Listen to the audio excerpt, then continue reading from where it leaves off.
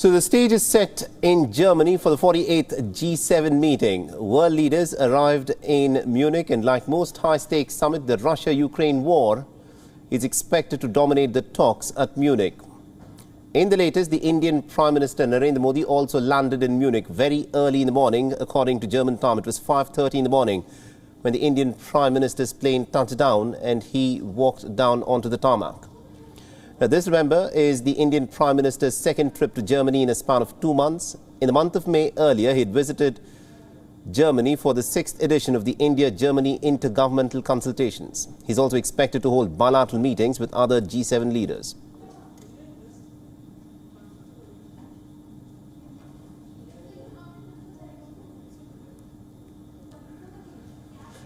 Now, the American President Joe Biden also reached the host nation. He was greeted with a red carpet. This, of course, was the welcome that was accorded to the American president as he arrived in Munich earlier. He's, remember, on a 5-day trip of Europe. Biden will first attend the meeting of the Group of Seven, the 7 richest nations in the world, where he's, of course, expected to lead the economic powers in the Bavarian Alps. And later, the American president is set to travel to Madrid for a summit with the leaders of the 30 nations of the NATO military alliance.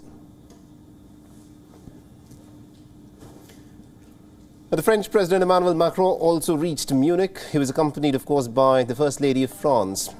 The G7 consists of the 7 biggest world economies, namely Canada, France, Germany, Italy, Japan, the United Kingdom and the United States. India is not a part of the G7 nations, but it has, of course, been invited this time round. Now, Germany has taken charge of the presidency of the G7 this year, and there are many issues that are expected to be discussed during the course of the talks. Key among them are, of course, the issue of energy security, especially for Europe, in the aftermath of Russia's invasion of Ukraine, which has now become such a big headache for policymakers in European capitals. The COVID-19 pandemic is also one of those issues that will feature very prominently, and apart from this, food insecurity is something that is likely to feature in the talks. For several years now, G7 has attracted a lot of protesters who turn up at the venue of the G7, and this year is no different. An estimated 1,500 people, in fact, gathered to criticize the leaders of the 7 richest nations in the world for their complete inaction on issues such as climate change. And these are the very strange and funny-looking masks that they had worn, representing the 7 leaders of the G7. And this, of course, is an ongoing issue that's been widely discussed and will be discussed in the summit this time round as well. Now, it's, of course, become more prominent ever since Russia invaded into Ukraine. Climate activists had hoped that this war will be a silver lining for the environment. Now, at the international venues like the COP26, these rich G7 nations make tall claims about cutting down their emissions and adopting renewable and cleaner energy solutions. But now, when an unusual opportunity has presented itself, activists were hoping that these rich nations would move away from fossil fuels and would embrace renewable sources of energy. But look what's happening, exactly the opposite. These rich nations of Europe are now increasing their reliance on fossil fuels to generate power. So as Russia continues to burn its own natural resources, Western countries are now investing more and more into coal, oil and gas. They are either resurrecting their old mines at home or are approaching smaller countries to actually burn fossil fuel on their behalf.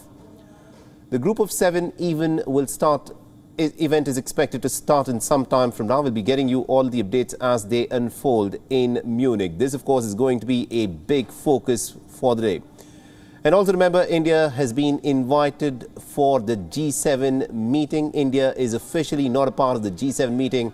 And this was the Indian Prime Minister a little while back, where he greeted many of his supporters who, of course, had turned up in big numbers to immediately come and see the leader that they so admire and adulate. And this, remember, is in Munich. And this is the kind of rapturous welcome that the Indian Prime Minister received by the Indian diaspora who wanted to come and get a glimpse of the Indian Prime Minister.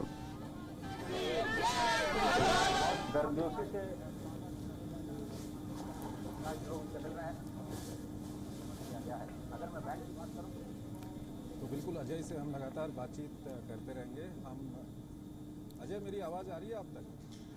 So that, of course, was the rapturous welcome which the Indian Prime Minister was greeted with by the Indian diaspora. No matter which corner of the world the Indian Prime Minister, of course, visits, is always greeted by a rapturous Indian diaspora who, of course, want to come get a glimpse of the Indian Prime Minister, because that is the kind of admiration that many people have for him.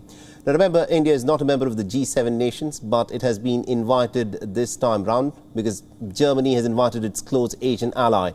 Washington has said that New Delhi's presence on the table is very crucial because its agenda is very deep and very diverse. And this comes on the heel of West and India's differing stance on the war in Ukraine.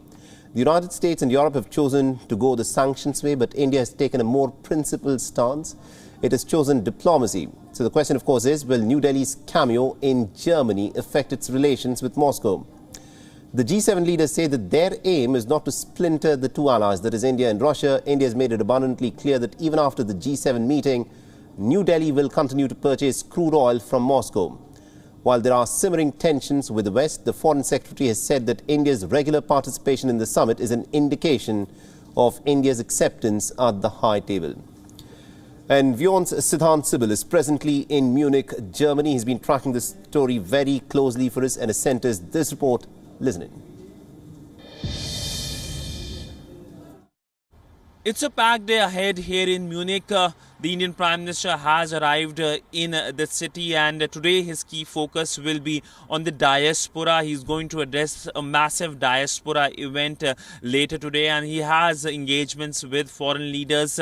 He addresses the G7 Outreach Summit on Monday, 2 sessions, one on climate change, another on gender inequality. But if we talk about the G7 leaders meeting, the summit begins at around 3 p.m. Indian Standard Time, and we will see the leaders discussing issues like climate change, and of course the Russian invasion of Ukraine remains the biggest worry for them. Do expect a lot of outcomes in terms of the Russian invasion of Ukraine. The grouping is keen to send a strong message from Germany to Moscow that the invasion that has shocked Europe is something that is not being taken lightly, and there could be more sanctions on the anvil against President Putin. With video journalist Ajit, Siddhant Sibbal for WION in Munich, Germany. WION is now available in your country. Download the app now and get all the news on the move.